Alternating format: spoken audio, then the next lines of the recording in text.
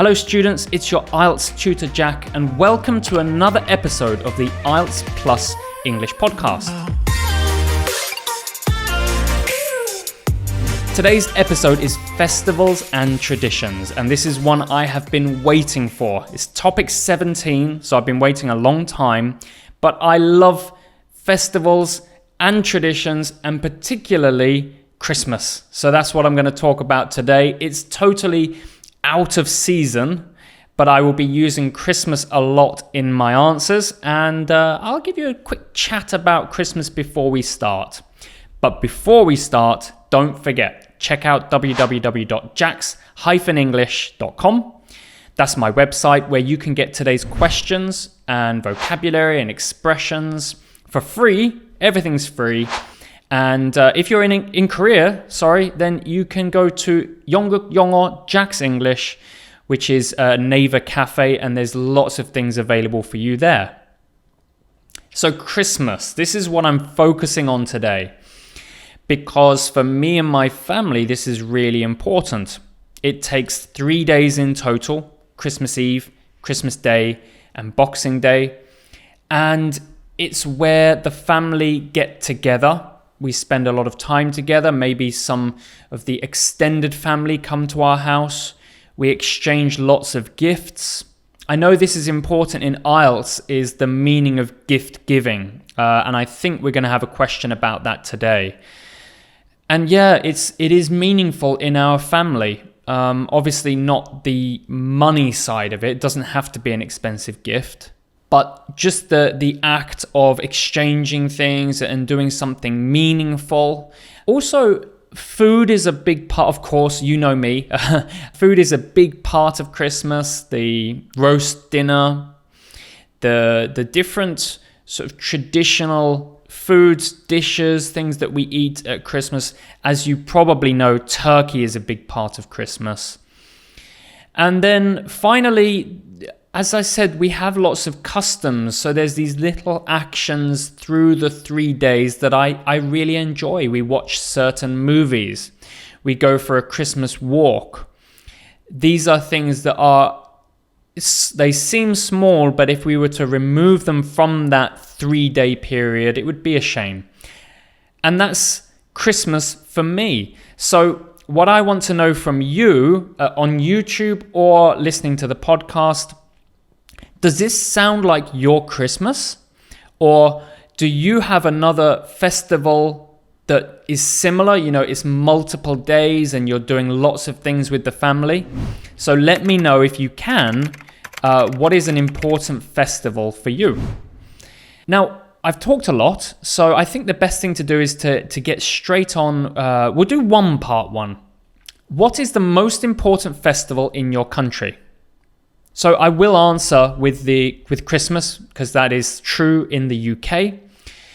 The most important festival in the UK is probably Christmas. Of course, it is a religious festival. It's a Christian festival. But it has become a period as a nation where we, regardless of religion, we spend time away from work. We spend more time with our family. And it's a really happy period in the country, certainly for those 3 days. So I would say Christmas is an important festival in the UK. Right, we'll go into part 2. So 2 minutes is on the clock. And my question is, describe a popular festival or celebration in your country. So, of course, I am going to use Christmas again. You're going to get sick of hearing about Christmas, but I'm going to structure it this time. So listen carefully for the structure I always use. 2 minutes on the clock. Time starts now. I'd like to tell you about Christmas. When I was young, Christmas was such an important time for me, and still is now. But I remember how we had all of our routines. And there were some things that really stick out in my mind from when I was young. For example, on Christmas Eve night, Santa Claus would come. So I would look out of the window and see, is Santa Claus in the sky? Of course, I believed in Santa. And in the morning, my bed would be covered in presents. That was a really magical time to wait and wake up in the morning and there's all these presents and open them with my family. I also, of course, getting gifts as a child was so important, I suppose. It was so joyful. I remember particular gifts like my Lego and getting my first real bike. So Christmas was always so important to me when I was young. Let me tell you a little more about Christmas. Christmas in England is a really important time where you normally get 3 or 4 days off of work. You spend time with your family. Shops generally shut down or at least do limited opening hours. And wherever you go for the Christmas period, you can just hear music and you can see decorations and lights and evidence of Christmas. For me personally, it's a really important time of the year because nowadays I get to spend time with my family, and I think as I have a daughter now, it's going to be really important to introduce that to her and give her the experiences that I had when I was young. So in the future, and that's the time up, and I would have said that in the future, and I would have talked about giving a good Christmas to my daughter. So that's part 2. Very easy for me because I love Christmas. I hope if you have the IELTS exam, you have a topic that you can easily talk about. And obviously, choose the festival that you're passionate about, you're interested in. Let's do some part 3. What is the purpose of gift giving?